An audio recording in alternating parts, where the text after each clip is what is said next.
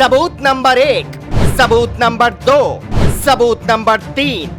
गिनती यही नहीं खत्म होती, क्योंकि पाकिस्तान पर सबक सिखाने के 10 सबूत भारतीय सेना ने दुनिया के सामने रख दिए हैं, जिनके सामने आते ही भारतीय सेना ने अपना पराक्रम तो दिखा ही दिया, तो दूसरी तरफ जिहादी असीम मुनीर की सेना की पोल भी खुल गई। दोस्तों, हमारी लड़ाई आतंकवाद और आतंकवादियों के खिलाफ थी।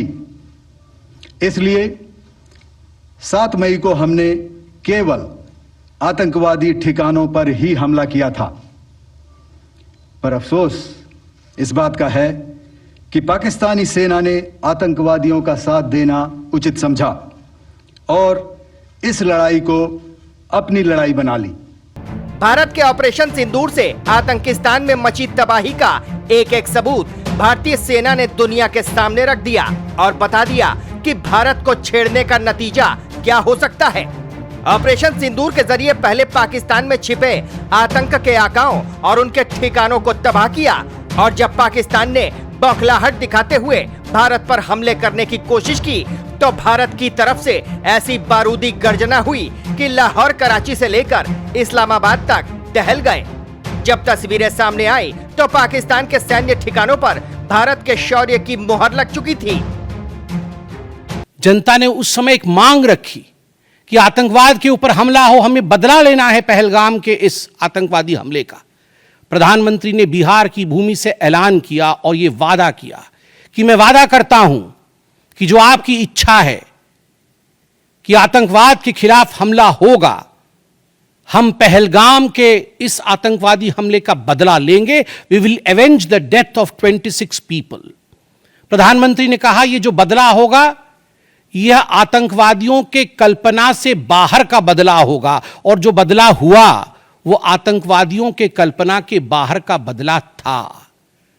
प्रधानमंत्री जी ने कहा कि हम घुस के मारेंगे और मिट्टी में मिलाएंगे आतंकवादी के ठिकानों को, और आतंकवादियों के ठिकानों को प्रधानमंत्री नरेंद्र मोदी जी के निर्णय ने और हमारे सेना के अदम्य साहस ने मिट्टी में मिलाने का काम किया। भारत के जांबाजों ने आतंकिस्तान के मंसूबों को पूरी तरह से मिट्टी में मिला दिया और पाकिस्तान की तबाही के सबूत भी दिखा दिए। आतंक के खिलाफ कार्रवाई करते हुए पाकिस्तान में बड़े पैमाने पर आतंक के गढ़ तबाह किए। 9 ठिकानों पर हमले में 100 से ज्यादा आतंकी मारे गए। इतना ही नहीं, भारतीय सेना ने 1 से 10 मई के बीच LOC पर पाकिस्तानी सेना के 40 जवानों को ढेर कर दिया। सबूत सामने आए तो झूठा पाकिस्तान पूरी तरह बेनकाब हो गया। आतंक को पालने वाले मुल्क के हुक्मरान आतंकियों के लिए भी रोने पहुंच गए, जिसकी तस्वीर भारत सरकार ने दुनिया को दिखाई और आतंकी के जनाजे में शामिल पाकिस्तानी अधिकारियों के नाम भी जारी किए। बाकायदा प्रेस ब्रीफिंग में विदेश सचिव विक्रम मिस्री ने एक तस्वीर सामने रखी। उस तस्वीर को दिखाते हुए विक्रम मिस्री ने कहा कि अगर पाकिस्तान दावा करता है कि मारे गए केवल निर्दोष नागरिक थे, तो फिर ये तस्वीर क्या बताती है। आतंक को लेकर रोने वाले पाकिस्तान की इस तस्वीर को आप भी गौर से देखिए, जिसमें लाहौर के 4 कॉर्प्स के commander lieutenant general Faiyaz Hussain Shah, Lahore के 11वीं इन्फेंट्री डिवीजन के मेजर जनरल राव इम्तियाज सरताज, ब्रिगेडियर मोहम्मद फुरकान शब्बीर, पंजाब प्रांत के inspector general doctor Usman Anwar और पंजाब सांसद मल शोएब अहमद नजर आ रहे हैं, जो इस बात की गवाही दे रहे हैं कि भारत के हमले में कोई निर्दोष नहीं मारा गया। ऑपरेशन सिंदूर के तहत पहलगाम हमले का बदला लिया तो पाकिस्तान ने साजिशों की नई फेहरिस्त तैयार कर ली, लेकिन भारतीय सेना पूरी तरह से तैयार थी। एक तरफ उसकी LOC पर फायरिंग का मुंहतोड़ जवाब दिया गया, तो दूसरी तरफ उसके ड्रोन हमलों को रोका गया। भारत के डिफेंस सिस्टम ने पाकिस्तान के हर हमले को नाकाम कर दिया। इसके बाद पलटवार में भारत ने पाकिस्तान की धज्जियां उड़ा दी। कई एयरबेस, डिफेंस सिस्टम तबाह कर डाले। एयर मार्शल AK भारती ने पाकिस्तान में मुरीद के टेरर कैंप पर भारत के अटैक की तस्वीरें दिखाई, जिसमें मुरीदके में मची तबाही साफ नजर आई। ठीक इसी तरह पाकिस्तान के बहावलपुर आतंकी कैंप पर भारत के हमले की तस्वीरें भी सामने आई, जहां मिसाइल अटैक के बाद बर्बादी का मंजर साफ दिखा। बहावलपुर में तबाही से पाकिस्तान को करारी चोट पहुंची, क्योंकि बहावलपुर दरअसल जैश-ए-मोहम्मद का गढ़ है।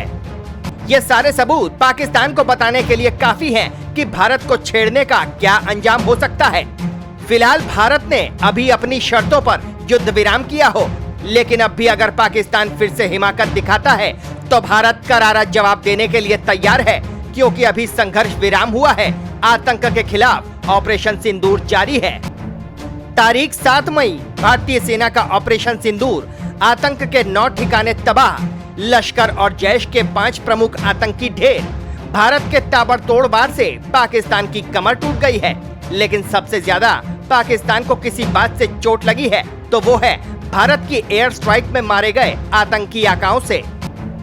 7 मई की रात भारतीय सेना ने जिन आतंकियों की कब्र खोद दी थी, जिन्हें उनके किए के लिए जहन्नुम पहुंचा दिया गया था, अब उनसे जुड़ी एक और जानकारी दुनिया के सामने आ गई है। दुनिया के सामने हर वो आतंकी बेपर्दा हो गया है जिन्हें पाकिस्तान हमलों के बाद से ही छिपाने की कोशिश कर रहा था, ताकि दुनिया ये कभी न जान पाए कि भारत ने हमलों में किसी आम नागरिक को नहीं बल्कि दहशतगर्दों को मौत के घाट उतारा है। अब आपको एक एक करके उन दहशतगर्दों के बारे में बताते हैं जो भारत के वार से बच नहीं पाए, जिसमें सबसे पहला नाम है लश्कर तैयबा के प्रमुख मुदस्सर खाड़ियान खास उर्फ अबू जिंदाल का।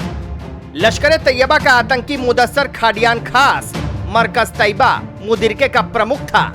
उसकी मौत हुई तो पाकिस्तानी सेना की तरफ से अंतिम संस्कार में गार्ड ऑफ ऑनर दिया गया। पाक आर्मी चीफ और पंजाब के मुख्यमंत्री मरियम नवाज की ओर से पुष्पांजलि अर्पित की गई। नमाज जनाजा सरकारी स्कूल में हुई, जिसका नेतृत्व JUD के हाफिज अब्दुल रऊफ ने किया। इस दौरान लेफ्टिनेंट जनरल और पंजाब प्रांत पुलिस के IG भी मौजूद थे। इस फहरिस्त में दूसरा नाम मोस्ट वांटेड मौलाना मसूद अजहर से जुड़ा है, जिसका नाम है हाफिज मोहम्मद जमील। जैश ए मोहम्मद से जुड़ा आतंकी हाफिज मोहम्मद जमील मौलाना मसूद अजहर का साला था। साथ ही बहावलपुर स्थित मरकज सुभान अल्लाह का प्रमुख था। मुस्लिम युवाओं को कट्टरपंथी बनाने और फंडिंग में सक्रिय भूमिका निभाता था। मौलाना मसूद अजहर के परिवार में आतंकियों की लंबी लिस्ट है, लिहाजा एक और नाम उसके परिवार से सामने आए तो कोई हैरानी की बात नहीं होगी। भारत की जवाबी कार्रवाई में मारे गए आतंकियों में एक और हाफिज के परिवार से जुड़ा है और वो नाम है मोहम्मद यूसुफ अजहर। जैश ए मोहम्मद का यह आतंकवादी भी मसूद अजहर का साला था और आतंकियों को हथियारों का ट्रेनिंग देता था।